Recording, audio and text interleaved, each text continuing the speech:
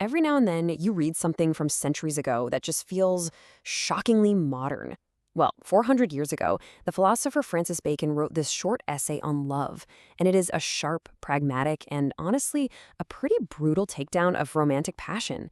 It challenges all the stuff we think we know. So is it just a cynical rant, or is there some timeless wisdom in there for us today? All right, so here's how we're going to break down Bacon's argument.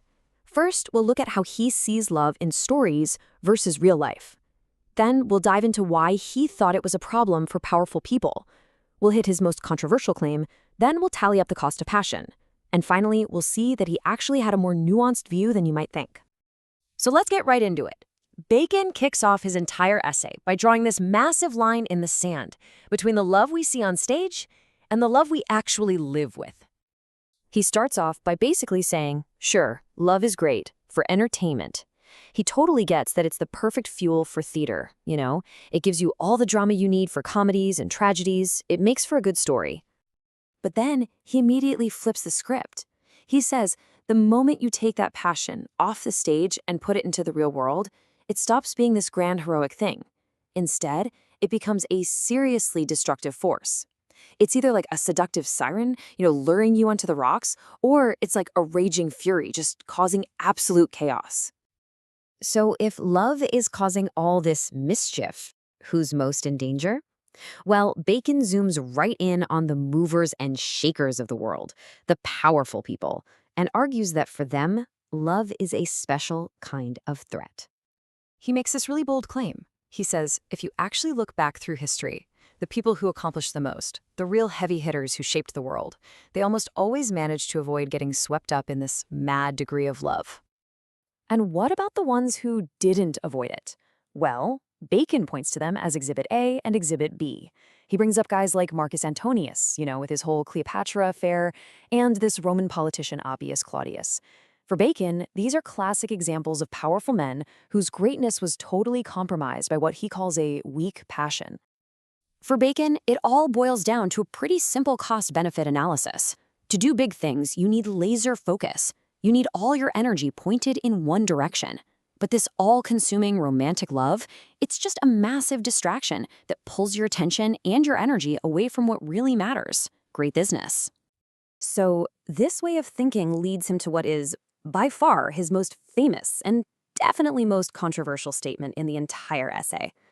He frames the whole thing around a question that I think we've probably all asked ourselves at some point. Can you really be head over heels in love and still be a clear-thinking, wise person at the exact same time? And there's his answer. Wow, no beating around the bush. He just states it like a law of physics. It is impossible to love and to be wise. For him, they are completely incompatible. You get one or the other, but no way you're getting both. So why is he so sure about this? Well, his logic is that love just completely messes with our judgment. It's like wearing a pair of distorted goggles. He says it turns you into an arch flatterer, not just of the person you love, but of yourself too. You start to think of them as perfect, which for Bacon is the absolute opposite of wisdom. Okay, so if falling in love costs you your wisdom, what else is on the price tag? Bacon then lays out all the other major sacrifices this passion demands from us.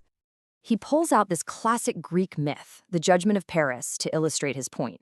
When the Trojan prince Paris chose Helena, who represents love and beauty, he was also actively rejecting the gifts from the other goddesses, power from Juno, and wisdom from Pallas. For Bacon, choosing love isn't just a choice for something, it's a choice against other virtues. And he brings this right down to a practical level. He warns that if you don't keep love in its place, it's going to mess up your career, it's going to wreck your finances, and worst of all, it's going to make you betray your own goals and ambitions in life. Now, right when you're about to write Bacon off as a complete and total cynic, he throws in a really important twist. See, he isn't against all types of love. He just thinks we need to be clear that they are not all created equal. He actually admits that the need to connect with other people is a basic, fundamental part of being human. It's a secret inclination, he says, something that's just built into our nature. The real question for him is, how do you channel that inclination? And this is where he gets super specific. He actually creates a hierarchy of love. At the bottom, you have wanton love. That's the obsessive, passionate stuff he's been warning us about. He says that corrupts us. Then there's nuptial love, or marriage, which is useful because it creates families and keeps society going. But at the very top, friendly love. That's the one he says that actually perfects us. And you can see it right here, in his own words from the very end of the essay.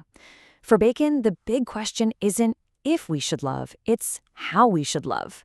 Some types of love build us up and build society up, while others, they just tear everything down. So, to wrap it all up, Bacon's argument is this powerful, practical warning. He's telling us, hey, don't mistake what you see in a play for what works in real life. He sees intense, romantic passion as a weakness, a blind spot that costs us our wisdom and our focus. But, and this is the key, he's a huge champion for the kinds of love that serve a bigger purpose, the love within a marriage that builds families, and the love between friends that makes us better people. Which really leaves us with a fascinating question, especially for our world today, which puts romantic love on such a high pedestal. Is Francis Bacon's 400-year-old perspective just a cynical rejection of romance? Or is it a clear-eyed, realistic guide to living a good, balanced, and truly meaningful life? Something to think about.